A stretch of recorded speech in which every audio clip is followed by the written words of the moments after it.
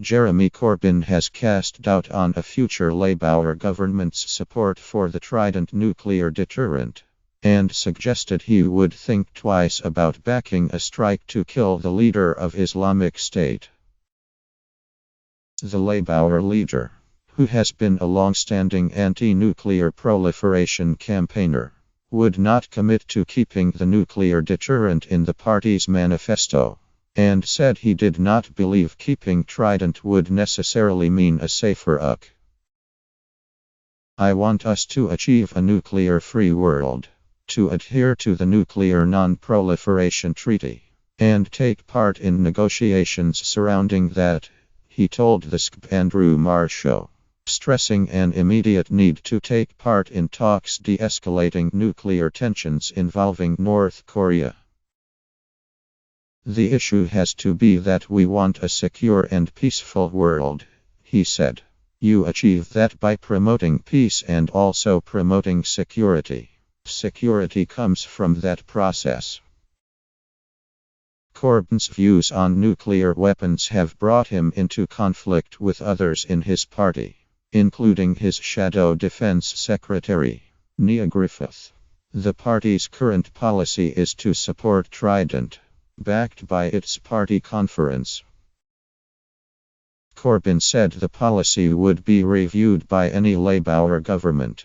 "We will have a strategic defense review immediately, which would include all aspects of defense but also make sure our armed forces are properly funded and play their part in peacekeeping around the world," he said.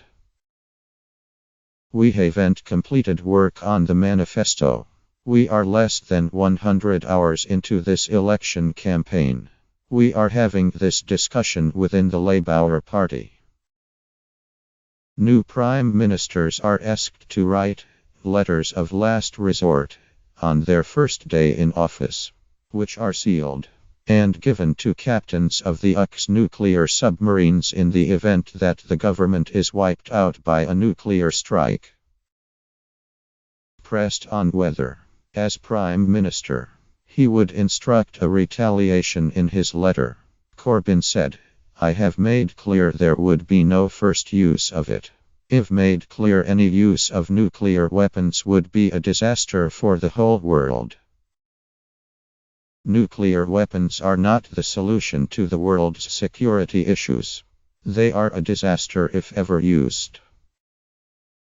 Corbyn also made it clear that he did not back continued military intervention in Syria, and suggested he would suspend all UC strikes in Syria and Iraq against ISIS, and call on the US President, Donald Trump, to end strikes against the Syrian President, Bashar al-Assad. "I will tell him I want to see a process that brings about an end to the conflict," he said. "The only solution in Syria is going to be a political one. I would say to President Trump, it's in no one's interests for this war to continue. Let's get the Geneva process going quickly. And in the meantime, no more strikes. Have the UN investigation into the war crime of the use of chemical weapons in Syria, and take it on from there." Corbyn also said he would be cautious about acting on military intelligence where he might be asked to authorize a drone strike on the ISIS leader, Abu Bakr al-Baghdadi. What is the objective? To have more strikes that would kill more possibly innocent people, or to get a political solution in Syria, he said. Does this help to get a political solution? I think the leader of ISIS not being around would be helpful. But I would also argue that the bombing campaign has killed a large number of civilians, many of them virtual prisoners of ISIS. Corbyn also gave some further hints about a Labour government's approach to the Brexit negotiations but skirted a direct question on whether he would be in favour of keeping the EU's free movement policy. I would insist on trade access and see what follows from there, he said. Free movement ends when we leave the EU. It's an intrinsic part of membership. We then work out the system for people who come here for work and study, as well as British people allowed to go to work in Europe. Corbyn said a new immigration policy would have to be negotiated by necessity of the UK leaving the EU. The first point is an economy that works for all. That means tariff-free access to the European market, he said. And then you work out an immigration policy that follows on from that. I would start from the point of view that I want to defend and maintain jobs in Britain. In the wide-ranging interview, the Labour leader also defended his party's latest policy of granting 4 additional bank holidays on the patron saint days of each UK nation.